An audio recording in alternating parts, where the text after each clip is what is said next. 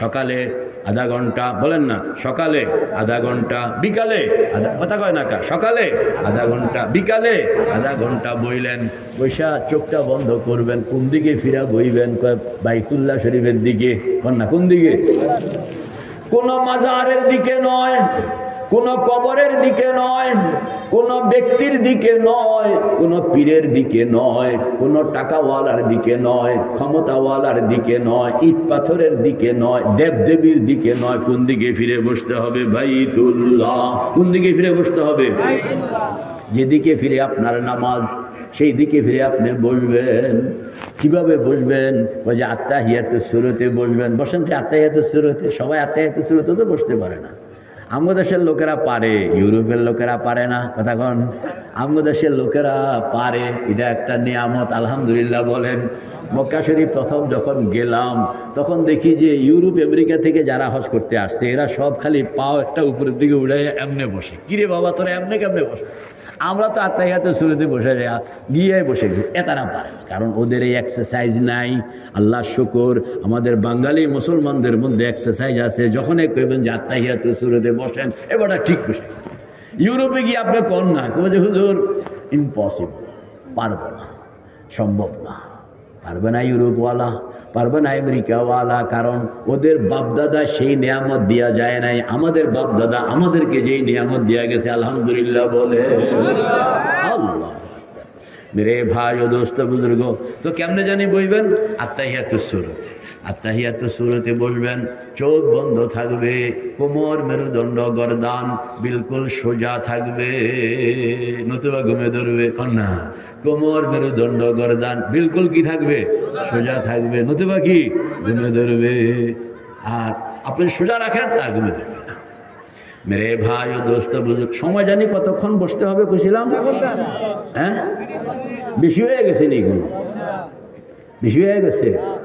30 minute লোকেরা চা খানার মধ্যে মানে ব্যয় করে ফেলে, গপ্প গুজারির মধ্যে ব্যয় করে কিনা? আল্লাহ আকবার। আমাদের বুজুর্গরা শুধু 30 মিনিট নয়, হযরত কাসিম নানতবী রহমতুল্লাহ আলাইহি আমাদের বুজুর্গ এশার নামাজের পরে মাথা উঠায়া দেখলেন কেউ আসেনি। ডান দিকে তাকায়া দেখে কেউ নাই, বাম দিকে তাকায়া দেখে কেউ নাই। সামনে আগায়া গেলেন, 7টা মসজিদ, মোমবাতি জ্বলতে আছে, এটারে হাত দিয়া নিভাইয়া ফেললেন। এরপরে বসলেন, বসা এরকমভাবে মাথাটা ফালাইয়া, ওই যে ফালাইছে মাথা, তিল পরিমাণ শরীর নড়াচড়া নেই। তাহাজ্জুদের রক্ত হয়ে গেছে, আধা ঘন্টা গেছিনি। আমাদের বুজুর্গরা জিজ্ঞাসা করতে আছে কি করেন? আল্লাহরে তালাশ করি, তুঝে ঢूंढता हूँ, तुझे ढूंढता हूँ, तेरे राह किधर है बता दे खुदाया, बता हमको तेरे राह किस तरफ है, बता हमको तेरे राह किस तरफ है, तेरे राह पर चला हमको खुदाया। আধা ঘন্টার বেশি সময়, কত বেশি? 3 ঘন্টা 4 ঘন্টা হয়ে গেছে। আল্লাহু আকবার। আমাদের কোনো কোনো বুজুর্গ পুরা 24 ঘন্টা, কোনো কোনো বুজুর্গ 3 দিন। কয়দিন? বল না। হযরত শেখ জাকারিয়া রহমতুল্লাহ আলাইহি লিখতে আছেন আবৃত্তি কিতাবের মধ্যে, যে চাচা যান, চাচা যান মানে কি? হযরত মাওলানা ইলিয়াস রহমতুল্লাহ আলাইহি, যিনি তবলিগের আমির, হ্যাঁ, বাণী, কয় যে চাচা জানকে দেখতাম, উনি চিল্লার জমাত হয়ে গেছেন 40 দিন, এক চিল্লা 3 চিল্লার জন্য। চিল্লা যখন খতম হইতো তো সোজা সাহারানপুর মসজিদে চলে আসতেন, এবং সাহারানপুর আইসা 3 দিন, কন না কয়দিন? জোরে কন, কয়দিন? 3 দিন মসজিদের মধ্যে এরকম ভাবে বসা থাকতেন যে কোনো কামে মসজিদ থেকে বের হইতেন। আমি জিজ্ঞেস করলাম যে চাচা যান, আপনি এই যে ইতিকাফের মধ্যে মুরাকাবার হালতে একটানা 3 দিন বসে আছেন, অথচ আপনি তো চিল্লায় ছিলেন, মসজিদেই ছিলেন।